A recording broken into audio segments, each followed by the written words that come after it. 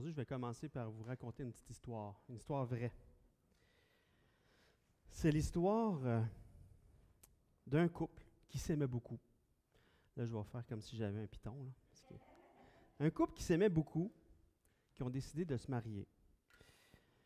Ils ont eu des enfants. Et au courant des années, ils ont développé une belle chimie. Ils étaient un couple qui était vraiment fusionnel.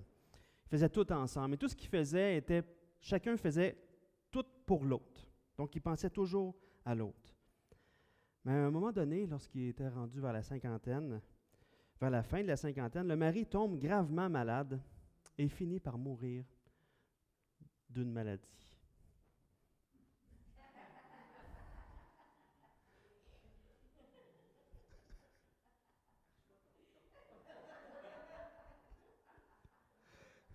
C'est triste, le monsieur vient de mourir d'une maladie.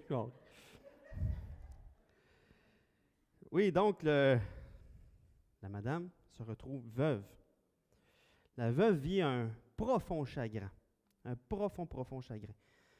La cérémonie funéraire a lieu, mais on voit que la dame est complètement déconnectée elle fixe le vide, elle n'est pas là. Après la journée, elle retourne chez elle, les semaines passent, et les enfants de la dame voient bien que ça ne va pas mieux. Ça ne va vraiment pas mieux. Ils lui offrent de l'aider à faire du ménage dans les affaires de son mari, mais elle refuse. Elle ne veut pas que rien ne soit touché dans la chambre, ni tout son linge, tous ses vêtements dans le garde-robe. Il faut que ça reste là. Tous ses outils dans le garage, il faut qu'ils soient laissés exactement comme lui les avait laissés. Donc, elle refuse quoi que ce soit. Elle veut vraiment que toutes ses affaires restent là. Tout doit rester comme avant. Les enfants la respectent, espérant que le temps va faire que son deuil va avancer. 1 ou 2 mois plus tard, la dame les invite à manger chez eux.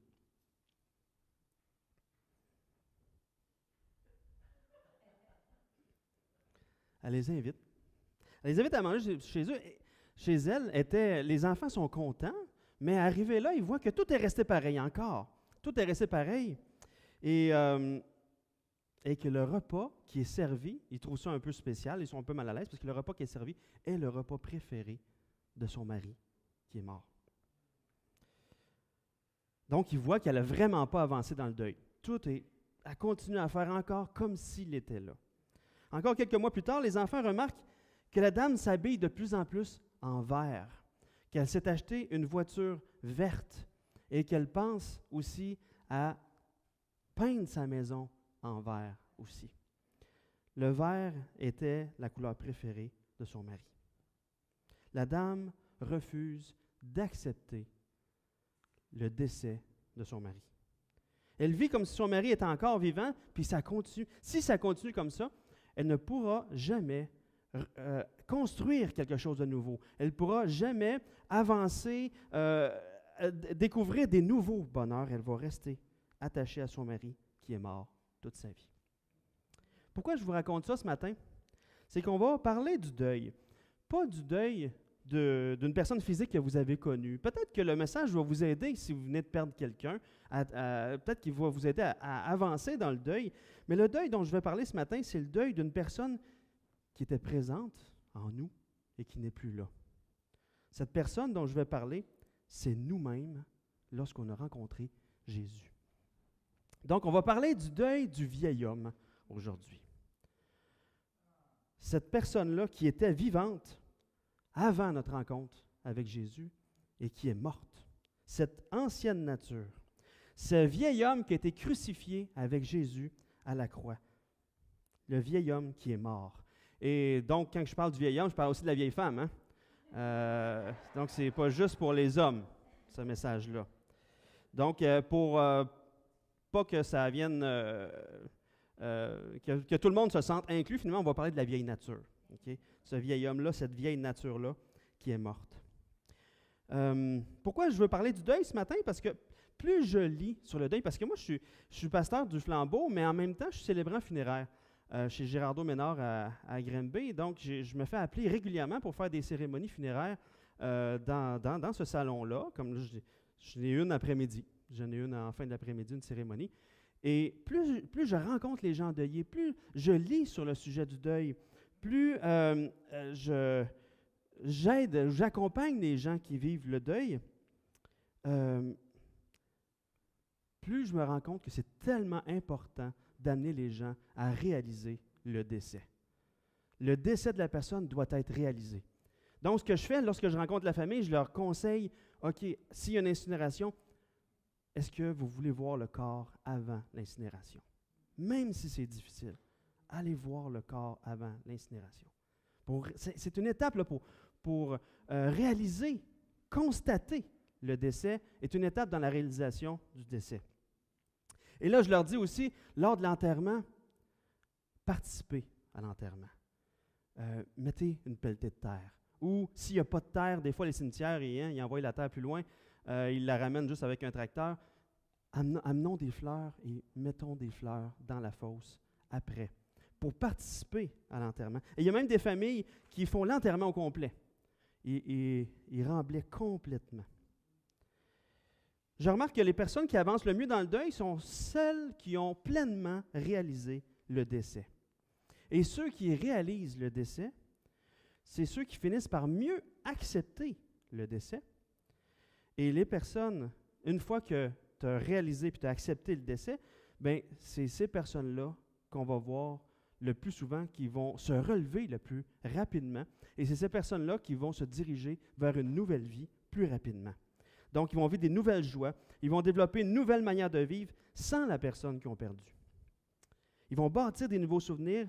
Ils ne vivront plus en fonction de la personne décédée, mais en fonction d'une vie qui se poursuit. Et c'est là qu'on va voir une veuve se remarier si elle le désire. Et c'est là puis elle va vivre un bonheur complet avec un nouvel homme. C'est là qu'on va voir des nouvelles amitiés qui vont se bâtir quand tu as perdu un ami. Tu peux bâtir d'autres amitiés.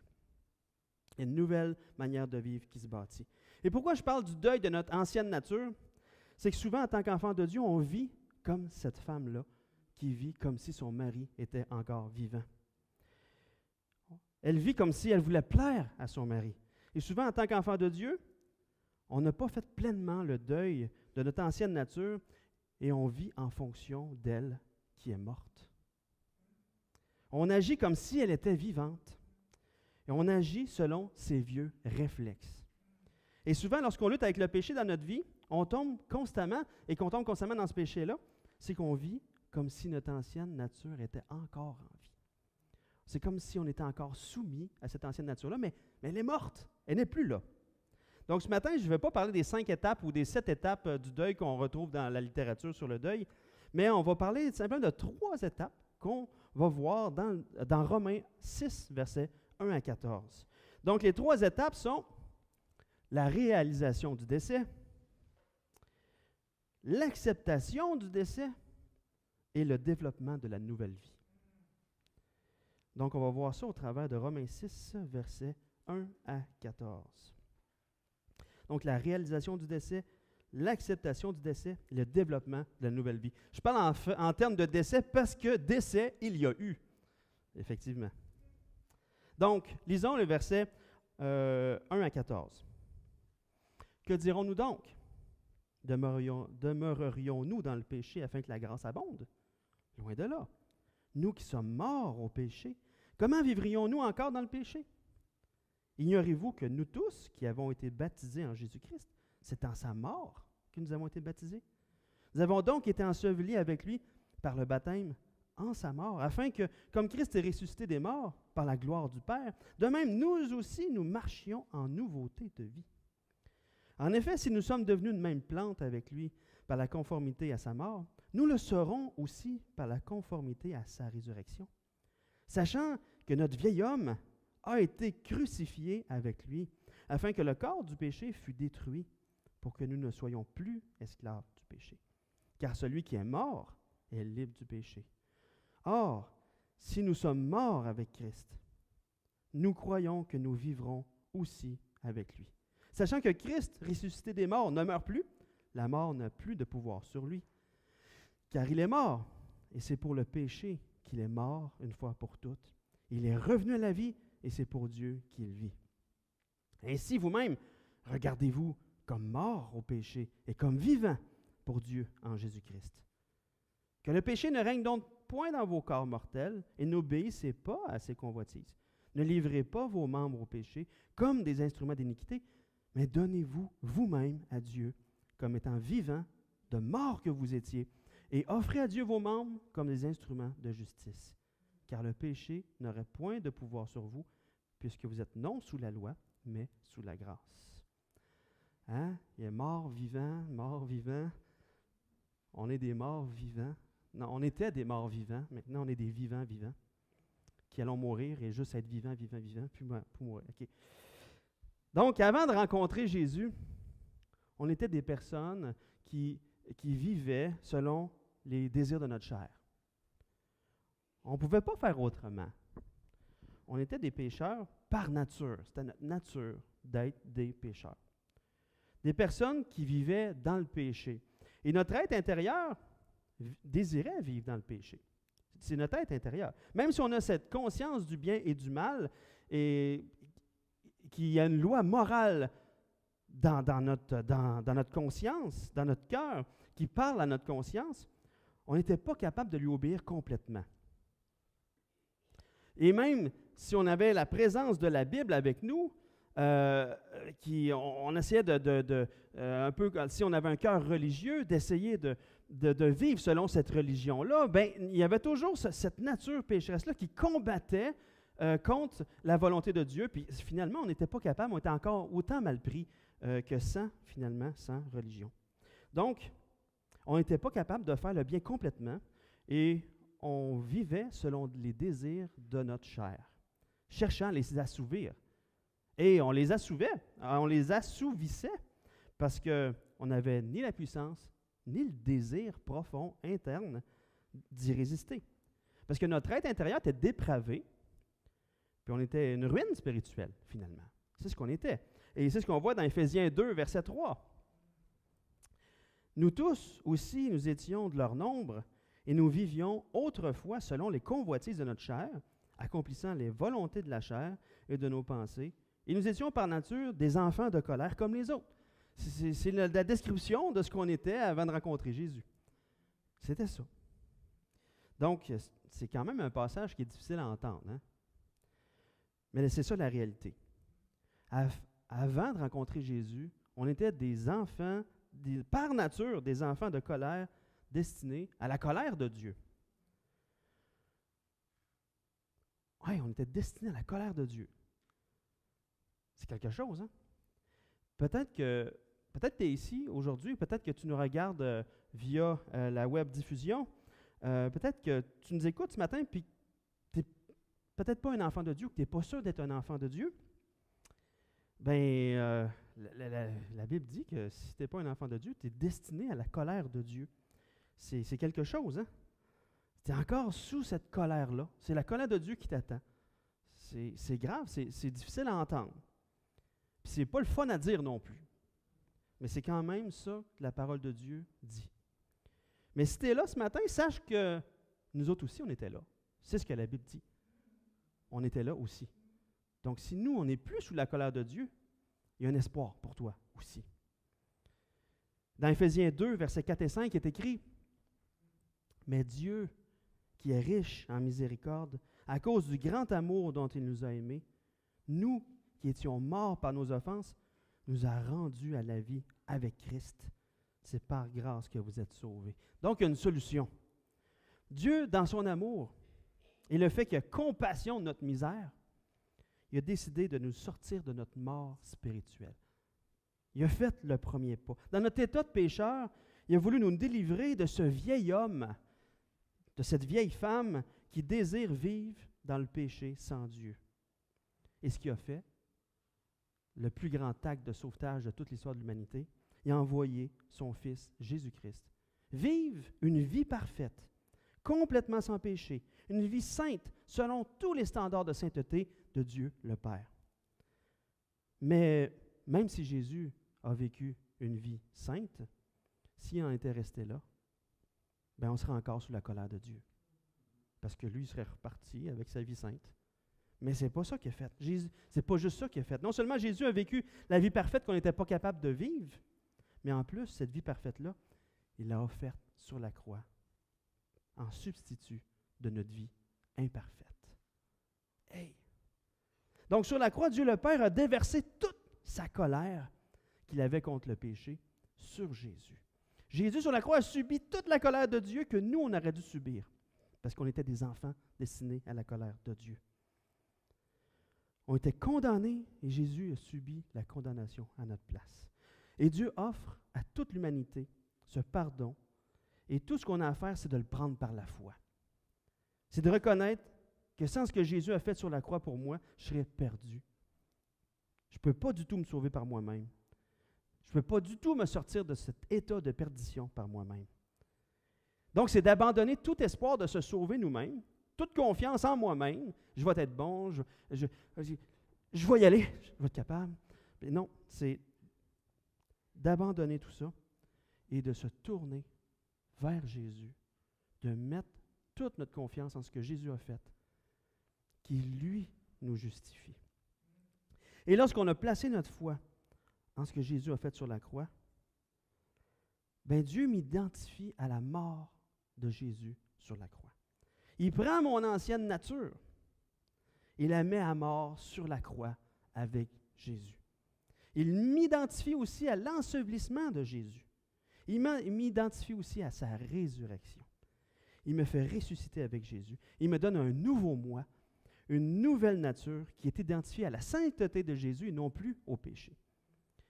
Il me fait devenir une nouvelle personne qui désire marcher avec Jésus, selon Jésus, qui ne veut plus pécher et qui cherche à glorifier Dieu.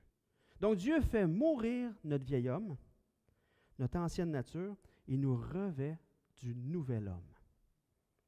Il nous donne une nouvelle nature qui veut vivre autrement. Donc, si tu as mis ta foi dans le sacrifice de Jésus sur la croix, tu n'es plus un enfant destiné à la colère. Tu es un enfant de Dieu destiné à la vie éternelle. Hey, c'est pas merveilleux? C'est ce qu'on est. Tu n'es plus caractérisé par le péché, mais par la sainteté. C'est une bonne nouvelle. C'est une bonne nouvelle. Mais là, tu te dis, oui, mais là, ça fait des années que je suis un enfant de Dieu, puis je lutte constamment avec des péchés. Qu'est-ce qui se passe là? C'est quoi le problème? J'ai envie tout simplement d'abandonner le combat. De toute façon, je suis gracié. De toute façon, je suis sous la grâce. C'est pour ça que l'apôtre Paul dit dans Romains 6, c'est pour ça que l'apôtre Paul écrit Romains 6, verset 1 à 14. Paul veut nous amener à réaliser qu'il y a eu un décès. Et des fois, on lutte avec le péché parce que des fois, on n'a pas réalisé complètement le décès. Donc, Paul veut nous amener à réaliser le décès. Il veut nous amener à accepter le décès. Et veut nous amener à marcher pleinement une nouvelle vie d'enfant de Dieu. Donc, l'apôtre Paul ne nous invite pas à accepter le statu quo par rapport au péché, ni de nous asseoir sur la grâce pour continuer à pécher. On le voit au verset 1 et 2 du chapitre 6. Que dirons-nous donc? Demeurerions-nous dans le péché afin que la grâce abonde? Loin de là. Nous qui sommes morts au péché, comment vivrions-nous encore dans le péché? Donc, Paul dit qu'un enfant de Dieu ne veut pas demeurer dans le péché. Oui, il lutte, on lutte avec le péché, mais il ne veut pas. C'est quelque chose d'impensable. Il dit, tu es mort au péché. Donc, Paul veut nous amener à ne plus vivre dans le péché, mais veut nous amener à réaliser notre mort. Et souvent, lorsqu'on parle de l'Évangile, on va mettre l'accent sur la nouvelle vie en Jésus-Christ. Hey, on a une nouvelle vie en Jésus-Christ.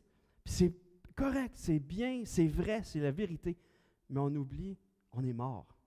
Pour avoir une nouvelle vie, il a fallu qu'on meure avant. Donc, il faut réaliser qu'il y a eu un décès. Le décès de notre vieille nature. Et Paul le répète plusieurs fois dans les passages. Au verset 2, il dit « Nous qui sommes morts au péché ». Au verset 4, « Nous avons donc été ensevelis avec lui ». Au verset 6, « Sachant que notre vieil homme a été crucifié avec lui ». Verset 8, « Or, si nous sommes morts avec Christ ». Donc, lorsqu'on a saisi le pardon de Jésus, il y a une mort qui s'est produite. Il y a eu une mort, la mort de notre vieil homme. Il y a une mort qui s'est réellement produite. Il y a cette personne que nous étions qui a été ensevelie avec Jésus. Donc, la vie de mon ancien moi s'est arrêtée brusquement là. On pourrait mettre une pierre tombale avec notre nom. J'ai trouvé une pierre tombale provenchée. Avec l'année de notre naissance et l'année de notre conversion. C'est notre décès. On pourrait tout écrire ça. Parce qu'il y a eu un mort. Il y a un décès qui s'est produit. Donc, la première étape pour arriver à vivre le deuil de la personne qui est là, qui est décédée, c'est de réaliser notre mort. Mais c'est difficile pour nous de réaliser notre mort vu qu'on est vivant. Si on était mort réellement, physiquement, on n'aurait pas de la difficulté à le réaliser. Hein? C'est spirituellement que ça s'est passé. On ne l'a pas vu avec nos yeux. Et comme je vous parlais tantôt, lorsqu'on veut amener quelqu'un à réaliser le décès d'une personne, c'est de l'amener à le constater, de l'amener, va voir le corps. Participe à l'enterrement. Pour nous, lorsque Dieu a fait mourir notre vieil homme à la croix avec Jésus, on ne l'a pas vu, le corps. Dieu nous a pris et nous a crucifiés avec Christ il y a 2000 ans. On n'était pas là. On ne peut pas le voir. Quand Jésus est enseveli, on n'a pas pu participer à l'enterrement, on n'était pas là. On n'a pas rien pour nous amener à constater physiquement le décès. Donc, c'est vraiment difficile pour nous de constater notre décès, pour nous amener à le réaliser. Mais gloire à Dieu, Dieu nous a fourni un moyen physique de constater notre décès. Ça s'appelle le baptême. Le baptême, c'est une belle cérémonie. C'est une cérémonie funéraire. En premier, c'est une cérémonie funéraire. Parce qu'on est en train de démontrer physiquement ce qui s'est passé spirituellement avec Christ lorsqu'il nous a sauvés. C'est une démonstration physique pour nous amener à constater qu'il y a eu réellement un décès. Quand on est plongé dans l'eau, on est mort. Dieu a pourvu à ça pour nous amener à constater qu'il y a eu vraiment un décès, puis à dire à tout le monde, puis à amener tout le monde qui voit le baptême à constater qu'il y a eu physiquement, qu'il y a eu un décès spirituel. C'est vraiment le fun, ça. Notre baptême est un outil que Dieu nous donne pour nous amener à constater qu'on est décédé avec Jésus et aussi qu'on est ressuscité avec lui lorsqu'on sort de l'eau. Au verset 3 et 4, c'est écrit « Ignorez-vous que nous tous qui avons été baptisés en Jésus-Christ, donc on était immergés en lui, quand on était sauvés, on était immergés en lui, c'est en sa mort qu'on a été baptisés. » Tu sais, il utilise même ce mot-là, même s'il ne parle pas de notre baptême d'eau, il parle de notre baptême de devenir un enfant de Dieu, d'être complètement immergé dans sa mort et immergé dans son ensevelissement et immergé dans sa résurrection. Donc, on a été ensevelis avec lui par le baptême en sa mort, afin que, comme Christ est ressuscité des morts par la gloire du Père, de même, nous aussi, nous marchions en nouveauté de vie. C'est le fun qu'utilise ce mot-là, baptême, à ce moment-là. On peut vraiment surfer sur le fait que notre cérémonie de baptême est une cérémonie funéraire. Il est mort. On constate le décès. Pour pouvoir vivre le deuil de notre vieil homme, pour vivre autrement, et non attaché à ses vieux réflexes, on doit premièrement réaliser la mort de ce vieil homme. Et la deuxième chose, pour vivre le deuil du vieil homme, c'est d'accepter le décès. Oui, on peut le constater, mais on peut ne pas l'accepter. Comme la madame tantôt, qui vivait comme si son mari était encore en vie, elle savait qu'il était mort, mais elle ne l'acceptait pas. Elle faisait comme s'il était encore vivant. Pour notre vie chrétienne, parfois on vit comme si notre ancienne nature était encore là, comme si on n'avait pas accepté qu'elle était morte. On vit, on la serre, comme si elle était encore vivante. On obéit à ses convoitises. Puis dans notre chair, on a les vestiges de notre ancienne nature. Parce que notre vieil homme l'avait habitué à vivre des plaisirs reliés au péché. des comportements qui étaient le péché. Puis dans notre chair, il y a encore ces vieux réflexes-là du vieil homme. Même si le vieil homme est mort, notre chair a des souvenirs de choses qu'elle a vécues, qu'elle a aimées. Des péchés qui satisfont la chair. Donc, si on n'accepte pas la mort du vieil homme, on va vivre comme si on était encore assujetti au péché. Comme si on était encore esclave du péché. Puis l'apôtre Paul, justement, veut nous amener à accepter le décès pour qu'on ne vive plus en fonction de celui qui est mort. On voit au verset 6 et 7 et 12 et 13, « Sachant que notre vieil homme a été crucifié avec lui, afin que le corps du péché fût détruit, pour que nous ne soyons plus esclaves du péché. Car celui qui est mort est libre du péché. » Donc, il y a une coupure qui s'est faite. Et la dame là, qui vit comme si son mari est encore vivant, la coupure n'a pas été faite. Elle vivait comme avant. Mais là, Paul veut nous amener à voir que, hey, tu es libre du péché. Donc, il y a une coupure qui a été faite. Et au verset 12 et 13, « Que le péché ne règne donc point dans vos corps mortels et n'obéissez pas à ses convoitises. Ne livrez pas vos membres au péché comme des instruments d'iniquité. » Donc, il y a des choses, vu que la coupure a été faite, il y a des choses que nous n'allons plus vivre. Et c'est ça qu'on a besoin de faire le deuil. Il y a des choses qu'on aimait, qu'on ne va plus vivre. Lorsque quelqu'un meurt autour de nous, vous avez sûrement tous vécu un décès autour de vous. Lorsqu'on était proche de cette personne-là, pendant sa vie, il y a plein de choses qu'on a faites avec. Pendant sa vie, là, on est allé à la pêche. On a mangé dans les restaurants. Si cette personne-là avait une spécialité culinaire, comme faire un bon pain de viande, tout spécial, puis que vous aimiez manger ce plat-là, que seulement elle pouvait cuisiner, une fois que cette personne-là est décédée, lorsque vous allez réaliser sa mort, puis que vient l'étape de l'acceptation de la mort, vous acceptez tranquillement que toutes les choses que vous avez faites avec cette personne-là, vous ne les vivrez plus jamais. Vous allez accepter tranquillement que plus jamais vous allez manger son pain de viande. C'est une réalisation. Parce qu'il n'est plus là pour le préparer, son pain de viande. Vous allez vous mettez non seulement à faire le deuil de la personne, mais aussi plein de petits deuils reliés à la personne qui n'est plus là. Donc, on a fait le deuil. On a réalisé notre décès, mais il y a plein de petits deuils reliés à ce décès-là qu'on doit faire aussi, parce qu'il y a une coupure qui a été faite. On n'a pas été mort pour vivre comme avant, mais mort pour vivre autrement.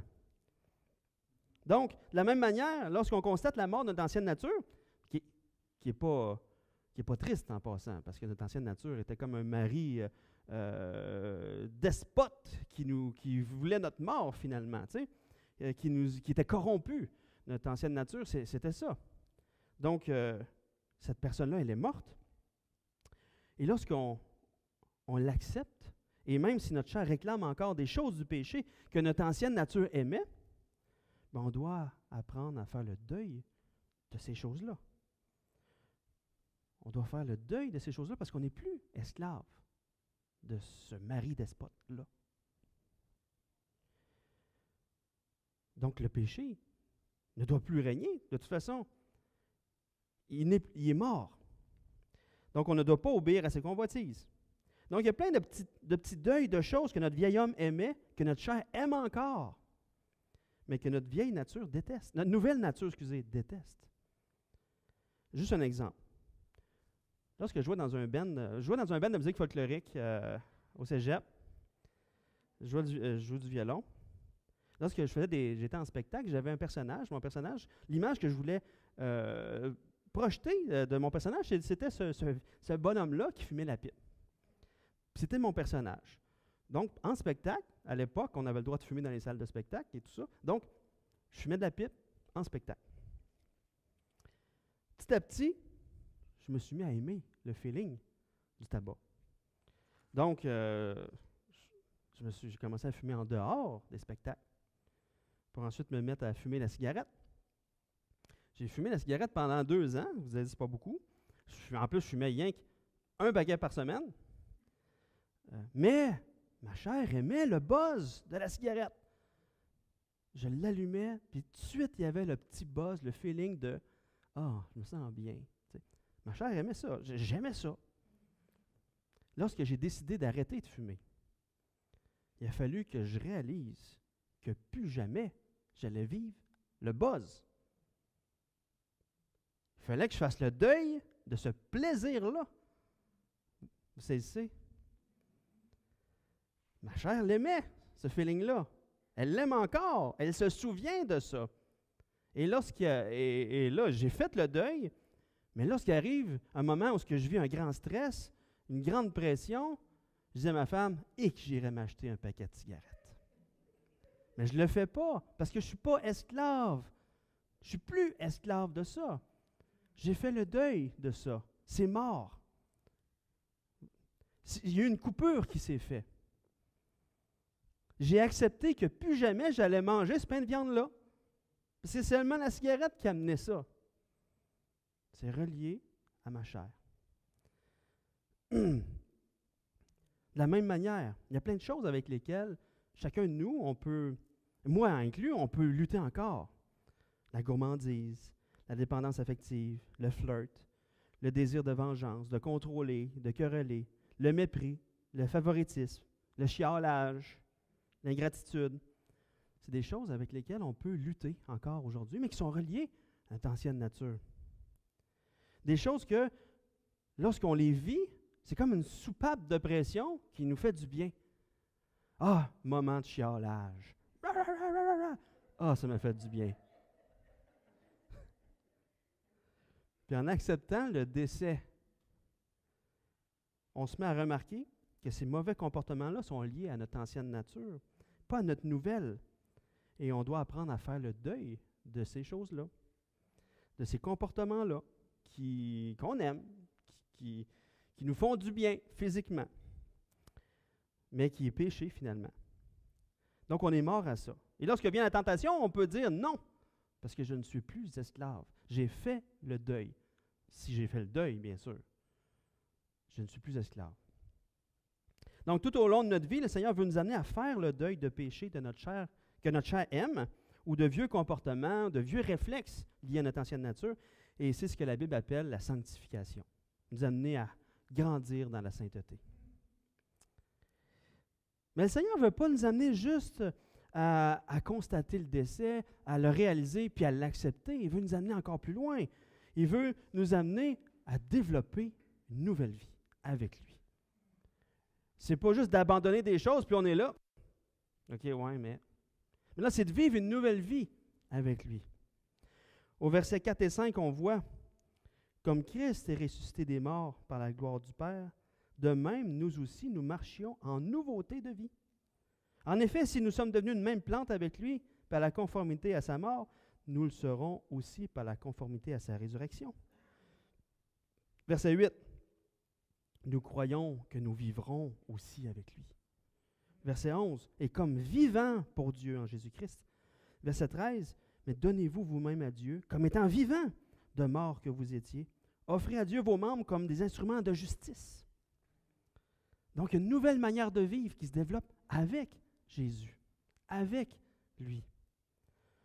Oui, on est mort, mais la réalisation puis l'acceptation du décès est faite. Il y a une nouvelle vie, des nouveaux réflexes qui se bâtissent. Notre vieil homme était uni au péché, notre nouvel homme est uni à Jésus. On vit maintenant une nouvelle histoire d'amour avec lui. Une nouvelle histoire d'amour qui est liée à la sainteté.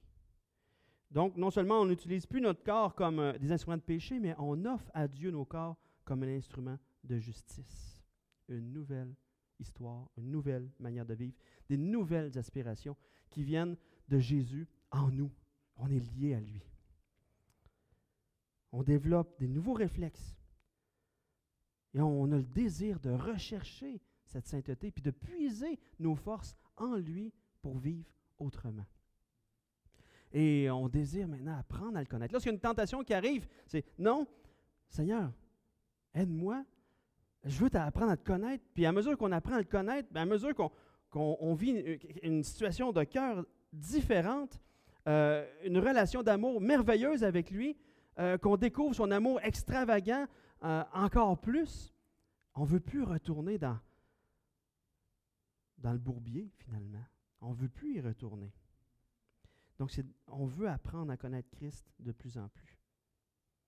Il nous donne ce désir-là de le suivre, cette puissance-là de le suivre aussi, parce qu'on a une nouvelle vie en lui. Imaginez une femme qui se fait battre par un mari alcoolique et méchant qui est dans un groupe de motards criminalisés. Okay? Je n'y mets épais, là. Okay? Malheureusement, elle aime son mari, même s'il la bat. Elle l'aime. Puis elle a grandi dans ce milieu-là de violence, puis de drogue, puis d'alcool, puis de tout ça. Elle a grandi dans ce milieu-là. Elle est bien dans ce milieu-là. Elle a une certaine sécurité dans ce milieu-là. Elle a de la drogue à volonté, puis de l'alcool à volonté aussi.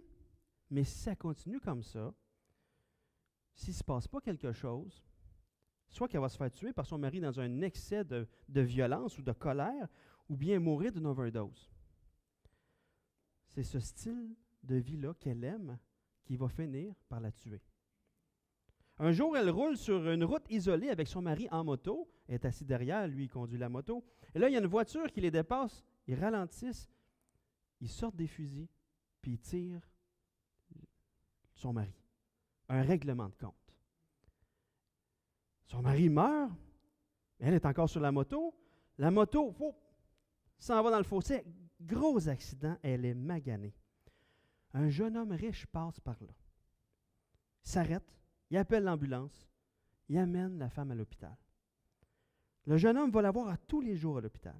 Le jeune homme lui paie tous les médicaments dont elle a besoin, lui donne plein d'attention. Elle vit un sevrage de drogue, il l'accompagne dans toutes ces étapes de son sevrage. Il lui paie tous les meilleurs spécialistes. Il lui donne tous les outils inimaginables pour l'aider à s'en sortir. Vu qu'elle était gravement blessée et qu'elle n'arrivait plus à marcher, il a payé les meilleurs spécialistes du monde pour l'aider à réapprendre à marcher. Lorsqu'elle sort de l'hôpital, il avait aménagé dans son grand manoir un appartement pour elle, juste pour elle, pour la sortir de son milieu de drogue et de violence. Elle se rend compte qu'il est fou amoureux d'elle. Et à mesure qu'elle apprend à le connaître, elle tombe aussi amoureuse de lui, puis elle goûte à un bonheur qu'elle n'avait jamais connu auparavant. Il la demande en mariage. Elle accepte, et ensemble, ils vivent le parfait bonheur. Même si parfois la femme est tentée de reprendre de la drogue dans des moments de stress ou peu importe, elle ne veut plus jamais retourner dans ce monde-là qui la détruisait. Elle goûte maintenant à quelque chose de meilleur. Cette relation d'amour avec son nouveau mari qui prend soin d'elle et lui fait connaître un bonheur inestimable parce qu'il l'aime. Et c'est cet amour-là qui devient précieux, plus précieux que tout pour elle, et veut absolument que rien ne vienne entraver, interférer dans cette relation d'amour dans laquelle elle est pleinement heureuse. C'était exactement ce qu'on a vécu avec Jésus. Jésus a fait mourir le vieil homme qui nous détruisait. Jésus nous a sortis du monde qui nous détruisait. Par amour pour nous, il nous donne tout ce qu'on a besoin pour ne plus retomber dans nos anciennes dépendances. À mesure qu'on apprend à le connaître, on découvre un bonheur qui grandit de plus en plus. Saisissons tous les outils que le Seigneur nous donne en lui, avec notre nouvelle vie qu'il nous a donnée, pour faire tous les deuils reliés à notre ancienne nature. On a plein de deuils à faire dans notre vie. Croyons par la foi que notre proximité, notre relation d'amour avec lui est bien meilleure que les plaisirs ou les anciens réflexes reliés à notre chair. Et je vous laisse avec ces versets. Si donc vous êtes ressuscités avec Christ, cherchez les choses d'en haut, où Christ est assis à la droite de Dieu. Affectionnez-vous aux choses d'en haut et non à celles qui sont sur la terre, car vous êtes morts et votre vie est cachée avec Christ en Dieu. Quand Christ, votre vie paraîtra, alors vous paraîtrez aussi avec lui dans la gloire. On va être changé à ce moment-là. On n'aura plus rien de relié avec notre chair, on n'aura plus de combat. On va paraître comme lui, avec lui dans la gloire. Faites donc mourir les membres qui sont sur la terre, l'impudicité, l'impureté, les passions, les mauvais désirs et la cupidité, qui est une idolâtrie. Mais le Seigneur nous fait une promesse dans tout ça. Il est avec nous tous les jours jusqu'à la fin. Il nous aide, il nous accompagne. On peut se saisir de lui pour arriver à le faire par la foi en lui. Amen. J'aimerais prier pour terminer. Seigneur Jésus, merci de nous avoir rencontrés, d'être venu nous chercher dans notre état de mort. On ne pouvait pas se tourner vers toi parce qu'on était mort. Un mort ne peut pas choisir quelque chose. Seigneur, tu nous as choisis. Tu nous as donné la vie. Tu t'es révélé à nous, Seigneur, pour nous donner la vie. Merci de l'avoir fait. Seigneur, accompagne-nous. Accompagne-nous dans nos luttes. Aide-nous à faire ces deuils-là de choses que notre chair aime. Parce qu'elle les aime, ces choses-là, notre chair. Seigneur, on ne veut plus marcher dans ces choses-là parce qu'on est ressuscité avec toi. On n'est plus esclave de ces choses-là. Seigneur, aide-nous à réaliser les deuils, à réaliser que non, OK, ça c'est mort. Et j'accepte que je ne vais plus vivre ces choses-là. Seigneur, qu'on puisse apprendre à te connaître encore plus, se tourner vers toi, tomber en amour de plus en plus avec toi, Seigneur. Parce que toi, tu es fou amoureux de nous. Amen.